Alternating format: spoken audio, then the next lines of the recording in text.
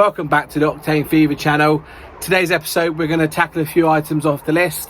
We've got to recap the spark plugs and a coolant hose that I managed to smash off with my gorilla hands while I was trying to fix something else.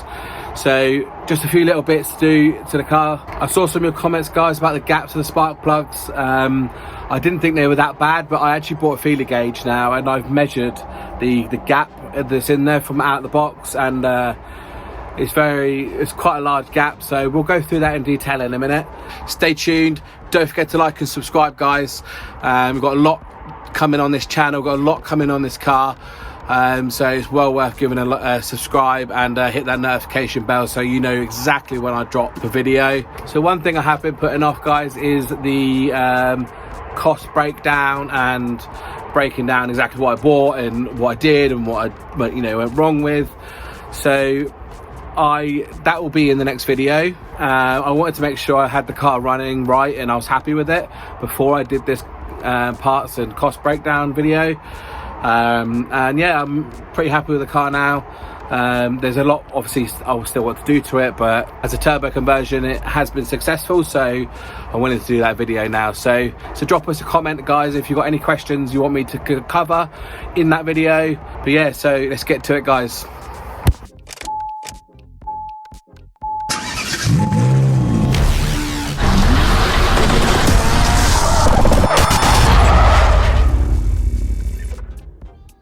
So guys, here are the spark plugs that I bought for the mapping.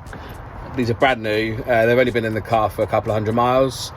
They're a 9 coldness, but I thought out of the packet they may be fairly close to what we need. I'm not running high boost, so I kind of didn't think that I would need to run, a really aggressive gap. So I bought myself a set of feeder gauges just to measure the gap, and maybe that's the cause of my misfire. Maybe I need to, gap them a little bit better. Let's try 3, 4.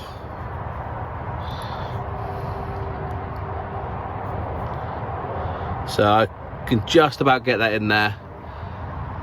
Okay, and that's 3, 4 there, guys. Hopefully it can all show you. There you go.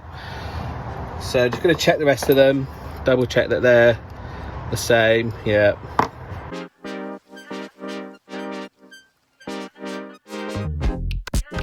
So it looks like these are gapped at 0.34 inches or 0.85 millimeters. I've read online that they should be anywhere between 0.28 and 0.24, maybe 0.22. I know some people are even running 0.20, which I think is a bit too much for me. So I'm going to gap these at 0.26 of an inch and see how that goes. If it's still misfiring or, blowing the spark out, then I'll reduce that gap even more. But I'll try 0.26 to start with and just see how we go. Yeah, I've never done gapping of spark plugs, so I don't know exactly how it's meant to go, but hopefully this will work. So what I can tell is just a case of knocking it down until you get the desired thickness. So my desired thickness is 2.5. There we go, 0.26. So this is my desired thickness. Can you make that on the camera? Hope you guys can see that. So then I just keep checking until I get to that thickness.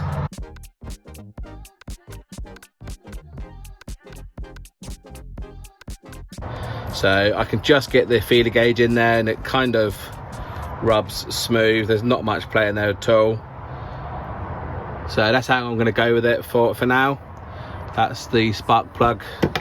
Let's see if I can get you a comparison.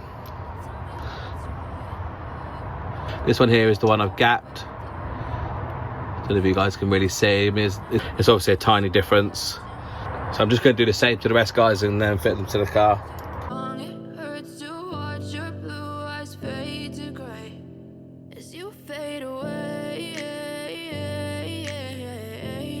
All I had to do, guys, was was just knock it on the end of my vise there, as you see, just to make sure that the gap is tightened up a little bit. So let's get this fitted to the car, guys, and let's see if it resolves our misfiring issue. All of a sudden I don't look at anything the same way. Gotta build up of my thoughts sitting in an ashtray. I'm sorry that I'm so inconvenient, okay. Just let me be me and I'll stay out of your way. I can see the way you look at me, I'm such a disgrace.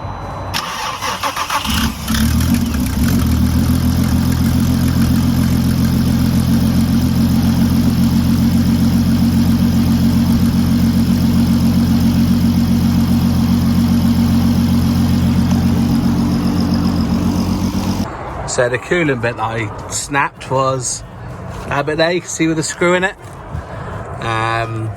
where my big meaty hands were messing around. I managed to snap this pipe here, so I got a new one of these flanges, or whatever you want to call them. So I need to whip this off and replace that, and then plumb everything back in. Just started trying to put the coolant hose thing on, and yeah, it's pissing it down. So it's a downside to not having a unit to work in, do everything on the drive out in the open. Maybe I'll fit a canopy or something in the future, but yeah, dead annoying when it starts raining. So I'm gonna hibernate in here and see whether it calms down. 2,000 years later. So it doesn't look like the rain's going to stop anytime soon, guys. If anything, it sounds like it's getting heavier. So I'm going to go and grab my laptop. I'm going to go in the car and I'm going to do some driving and just check for some misfires, and check if the spark plug gaps have solved the misfiring issue, or whether it was that in the beginning. You never know. I mean, it might just still be the fuel. So I've actually, on the fuel update, I've ordered some new fuel line for inside the tank. So the fuel line I used was this like fuel, you know, it's fuel hose, but I don't know whether it's meant to be submersible. I've rechecked the listing, and it doesn't say anything about being submersible. So I've ordered some submersible hose for the fuel in tank pump. So that's going to be here soon, so I'm going to replace that. And then when I do that, I'm going to also check to make sure that the siphon is working, the radium siphon kit. So I'm going to open up both sides of the tank, and I'm going to check to make sure that it's sucking from the other side as well, because that may be the issue. Maybe the fact that one side of the tank's draining down, and then at half a tank, I start getting fuel starvation issues. So I need to check to see whether that siphon is working in the first place. So got some new fuel hose on the way, we'll fit that. I'm not sure whether it'll be this episode or another one, but if it gets here in time, then I'll put it in this episode, so I don't want to delay this one much longer. But yeah, I thought I'd give you an update on that, guys. I'm going to go grab the laptop, I'm going to plug it in, and we're going to go for a drive. So guys, in the car now, going to hook up VCDS and check for any misfires. So I haven't actually started it since that first start a second ago. The car's not on at the moment, so I'm just going to start it.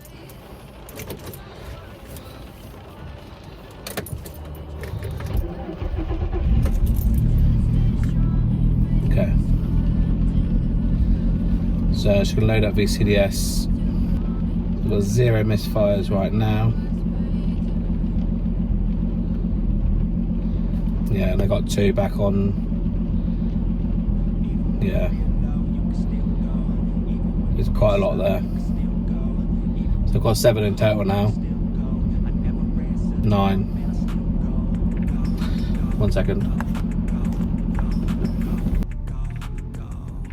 As you guys can see, the misfires are pretty high. Cylinder 3 certainly is misfiring.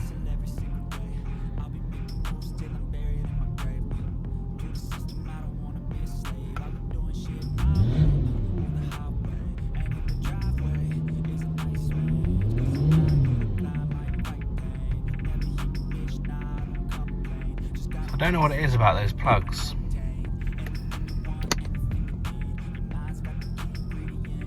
The engine's cold.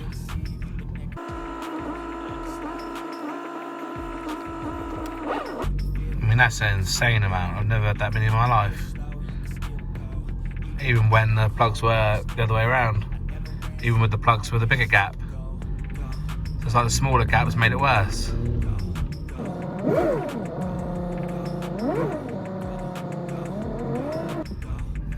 coming back. Cylinder 3 looks like the worst.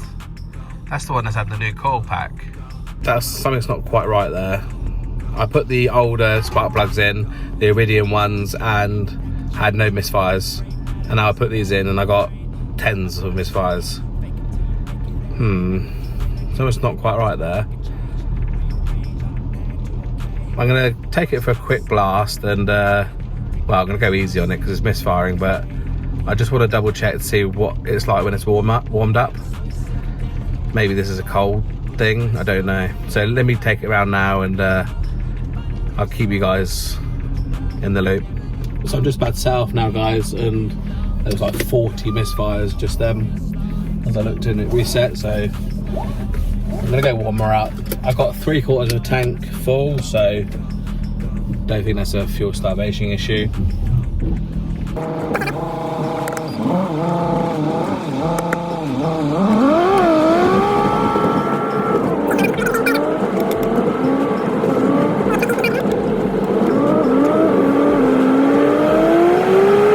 So the plan is just to get up to temperature and see whether it's misfiring then. It's not recording any misfirings while I'm driving now. So maybe those spark plugs, because they are quite cold, I think a 9 is fairly cold. Maybe they need temperature to start working properly, I don't know. You guys may know more than I do, so if you do, drop us a comment down below, guys, whether you think that's correct or not, whether the colder spark plugs do misfire generally, or whether they misfire when the engine's cold, I don't know. Drop me a comment, guys, what you think. But if this carries on like this, then I'll probably be going back to the Iridiums, which were a 7 coldness. So I don't know, guys. It doesn't seem to be misfiring now. I'm looking over at the logs and there's no misfires at the moment, and I'm nearly up to temperature. My coolant temp's 70 degrees, so nearly ish up to temperature. And I've got no misfires right now, so let's see.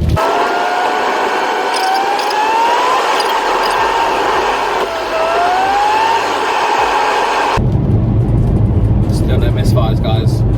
And my gauge is saying I'm up to temperature. My coolant temperature on VCDS is saying 77.9.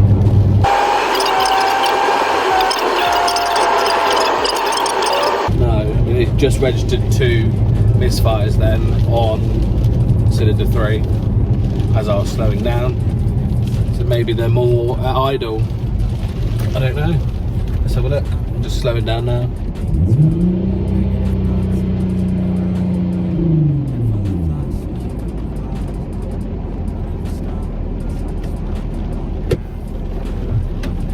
No more than 2.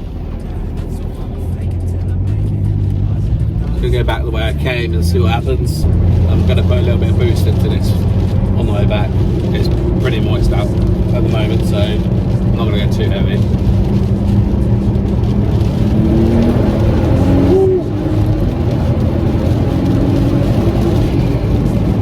She loves it.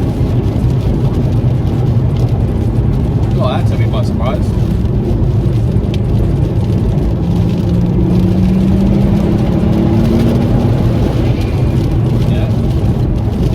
Gets on it, guys. I'm just going to pull over here quickly. Just double check the CDS. Yeah, so 80 degrees temperature, which my dash says 90 degrees, says I'm up to temp, but my water temperature is saying, well, my coolant is saying 81. So, don't know. No one misfire now. I'm sitting at idle. Yeah, I can feel it.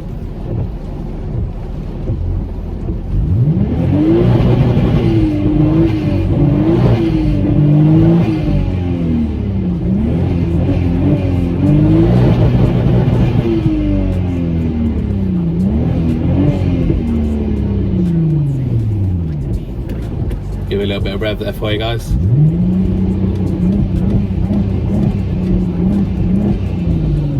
Trying to hope, see whether that would induce a misfire or not, but it doesn't seem to have.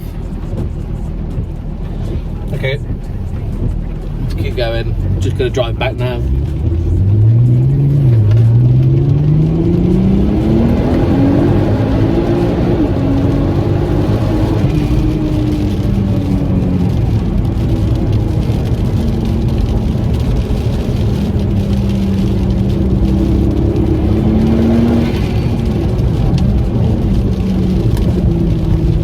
These R32s, they do love to boost. Get them in the right rev range, guys, they love to boost. Oh, stupid van.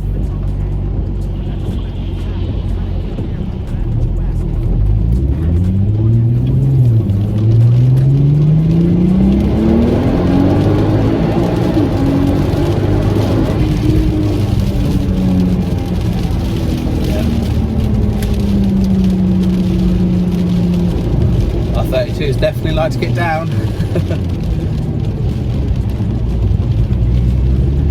And most importantly, they put a smile on your face.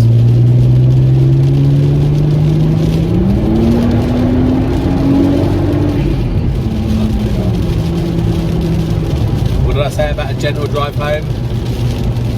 Never gentle in an R32 turbo, is it? Let's be honest.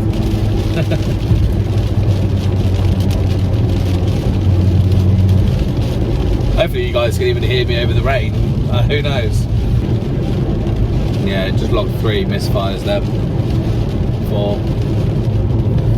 That's on cylinder 5 as well. So I don't really know what I'm doing, guys, when it comes to that. 9 misfires.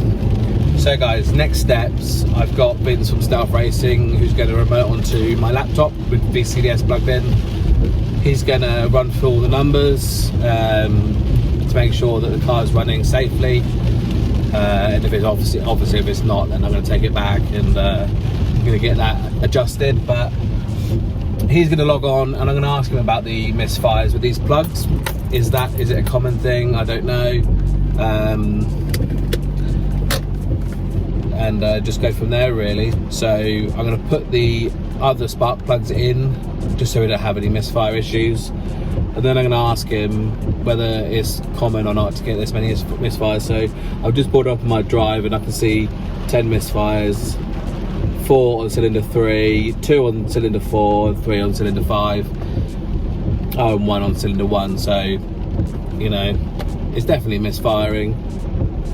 And it doesn't do it on the Iridium. So yeah, see what Vince says. So I'm just looking now, it's raining and yeah, I think my bonnet's quite hot because it's steaming. Let me show you. Can you see the steaming, guys? It's a self-drying bonnet for you guys. It's quite a lot of heat in it to be vaporising the water. Maybe I should get some heat shielding for the bonnet. I don't really want the paint to be bubbling and cracking. So that's it, guys. So as I said, 10 misfires. I'm up to temperature now. We'll see what Vince says and go from there. So guys, we're back again. I've just swapped over the spark plugs to the Iridium 7 coldness spark plugs that I had in there from when I bought the car. So we're still getting a misfire on cylinder 3. We're not getting anywhere near as many as we were with the other spark plugs. Let me just throw the coolant on there. So we're 53 degrees, so the car's not warmed up yet, but we're seeing, you know, a constant misfire. Like I say, it is actually better than what it was, so I will keep these ones in here, and when Vince remotes on, I'll ask him about what a potential misfire could be, and whether we can try and track that down somehow using VCDS. As you can see, now it's kind of warming up. There is no misfires. So yeah, let's see how that goes. Right guys, sorry about the light in here. I have just done a compression test of cylinder 2 and 3. It's sitting at 125 psi each, so I was thinking if cylinder 3 was maybe down on compression, it might cause a misfire. but 1 and 2, 2 and 3 the same, so I didn't test any of the others. But the compression tests before I did the turbo conversion were 175 across all cylinders. So interesting to lose 50 psi because of the spacer plate, which you kind of expect. So yeah, 125 psi in both cylinder 2 and 3. I thought that might be causing the issue, but it doesn't seem like it.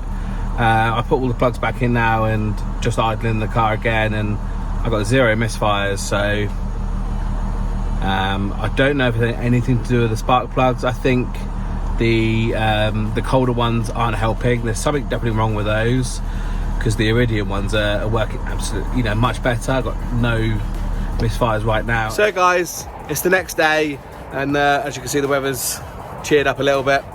I'm just gonna throw this on there now. I got Vince connecting to the car tonight remotely just to check over some values on VCDS. So I'll let you guys know how that gets on tomorrow. But just gonna whack this on now because I broke the nipple with my big gorilla hands. So that'd be a quick thing to do. It's a bit difficult for you guys to see this, and also a bit difficult for me to show it to you guys, so just gonna do the best I can and hope for the best.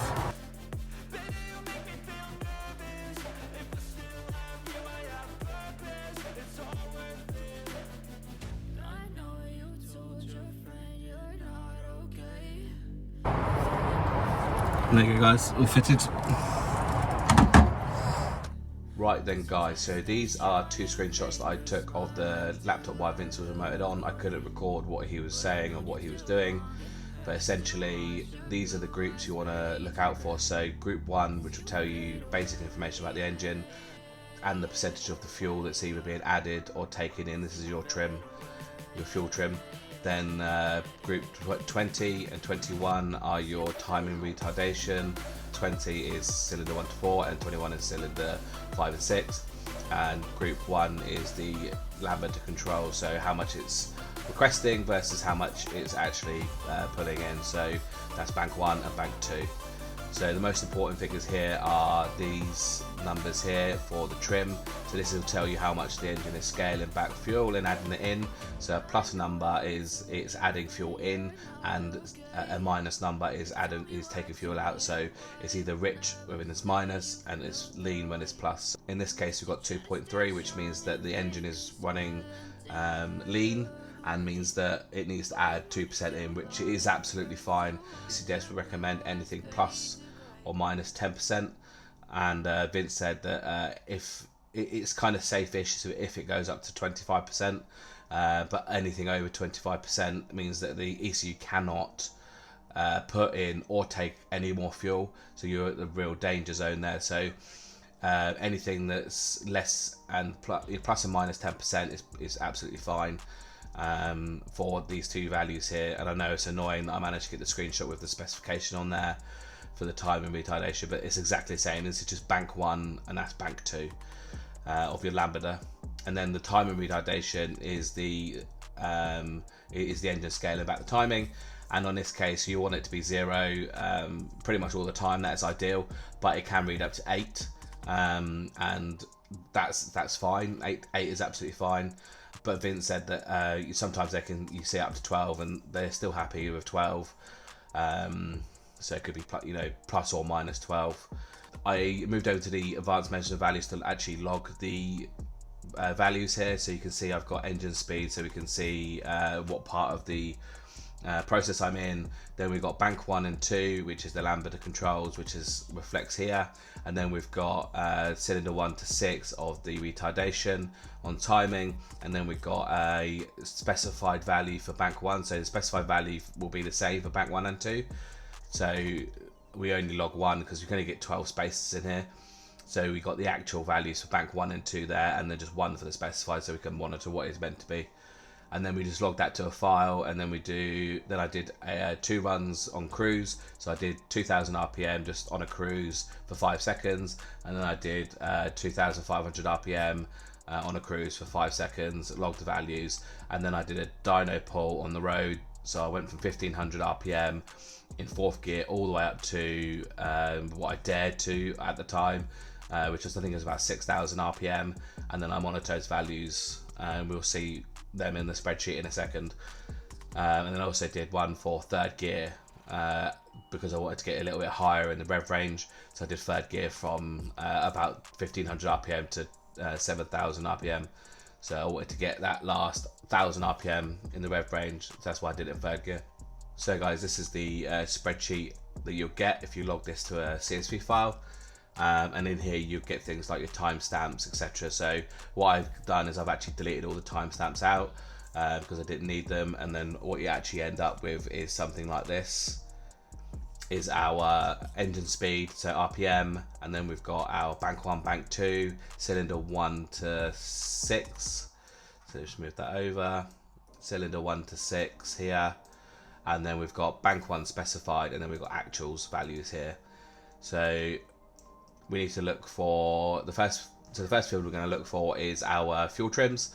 So you can see that my RPM was 2160 and my fuel trims were in between 7.8 to 0-ish.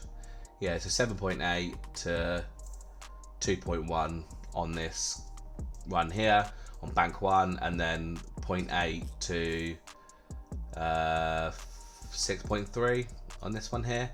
So these are well within your range, and it was the same for the second run at 2500 RPM too. These are all within acceptable range of plus or minus 10. So I didn't receive any timing retardation on any of these cruises, so that means that on cruise there's absolutely no issues at all with scaling back timing.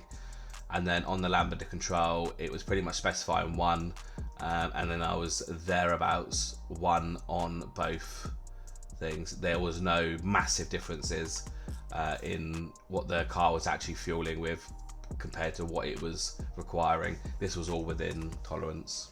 So this is one of the dyno runs for on fourth gear, and as you can see, my engine RPM there went all the way from 1400 RPM and just scroll down to 6000 RPM there. And as we can look at the bank 1 and 2, they pretty much stayed very even and equal up until we get to 5,500, and then I'm running pretty rich all the way up there. So I am running rich-ish up the top end, which is something that they could look at, but it's not anything that's dangerous. Like I said, Vince recommends anything getting anywhere near 25% is dangerous. So we managed to get 19 there, and so that is close, but still within what they recommend. And then on bank 2, we pretty much are fine all the way up here, and then we start getting a little bit lean, and then we start richening out down here. So not as bad as bank 1, but still get probably a high of 12 there. And for our timing, we do see some values here change. So we see that on some of the cylinders we get I got a 6.8 there. I also got a 2.3, and then we've got some 4.5s here, so 2.3. Some of the cylinders had to be scaled back, but plus or minus 8 is absolutely fine well within standard spec, so we do not need to worry about these at all. They're all good. And then the same for the bank 1 and 2 actuals are very similar to what's being requested here. So there was nothing to worry about here at all. And then we're just going to bring down to the second time I did it. So I did 2 runs, dyno pulls on the road, just to verify the data. So 1500 RPM to 6100 here. And then you can see that the most we come to was minus 20. So these are rich values. So this means that the engine was running rich and it's tried to scale back fuel up in this rev range. So it seems that the map is fairly lean up and towards, well, I wouldn't say fairly lean, but it looks like the map is leanish up until sort of early 5200s, and then starts fattening out. And as you can see, we've got a peak here of minus 20, so that is a little high, but still within tolerance, and Vince was happy with that as well. So these are things that we could look at. Maybe we could run a little bit more boost up here, which would then bring down the values. And then for the retardation, we have this is in 1, 2, 3, 4, 5, and 6. We got very little retardation here, so 2.3 and 3.8. There was pretty much nothing, so very happy with that. And again, our fuel trims for the actual and specified were all pretty much the same, so we were real happy with that. So with my concerns around this is kind of the reason why I wanted to get it logged.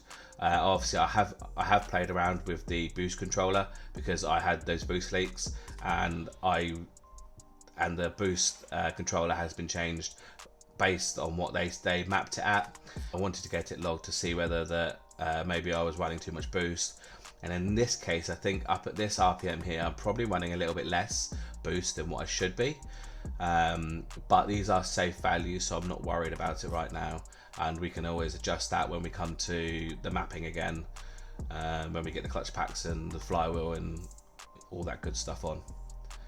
So guys, I hope you enjoyed me taking you through this data here. This was kind of like the very basic of knowing that the engine's running alright. We obviously don't have boost pressures on here or anything like that. Maybe I could get like a standalone in the future ECU, which would give me more access to data and stuff, but this gives me confidence that my car is trimming fuel correctly. So very happy with that, and let me know in the comments, guys, what you think of the data, and if I may have said something that you guys didn't agree with. And lastly, I'll just show you the third gear dyno run. So from third gear I did from 2000 RPM to 7,000 RPM. My rev limit's I think 7,200. So pretty much the whole rev range, and we can see the most we got up to was 21.9. So the ECU has successfully been able to handle this. So we are running a bit rich at the top end, as you can see, but the ECU is perfectly capable of scaling this back. And I'll just show you the timing as well. So we've got our timing up here, and then the most we were seeing was 3.8, 4.5, so all within perfect range, and nothing on cylinder 3, interestingly, ever on any of the runs. So, and the same goes for the specified versus the actuals, so they all looked pretty good. So guys, let me know in the comments if you have any comments around this and what I've told you, or have any clarifying questions that I can follow up in a later video. I know you told your friend you're not okay, and tell me what's wrong and why you never said you felt